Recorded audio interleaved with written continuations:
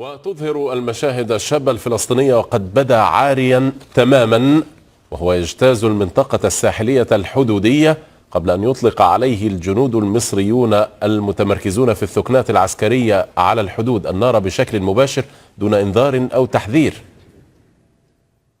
وقالت مصادر فلسطينية للجزيرة إن رجال الأمن الفلسطينيين صرخوا على الجنود المصريين لوقف إطلاق النار على اعتبار أن الشاب كان يتصرف بطريقة تعكس اضطراباته النفسية، لكنهم لم يستجيبوا وأصروا على إطلاق النار المباشر عليه وقتله.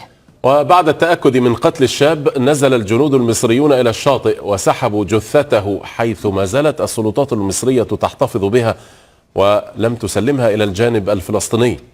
وقالت مصادر فلسطينية للجزيرة إن الشاب القتيل هو إسحاق خليل حسان من حي الزيتون جنوب غزة، ويبلغ من العمر 28 عاما، وأكدت عائلته أنه يعاني اضطرابات عقلية.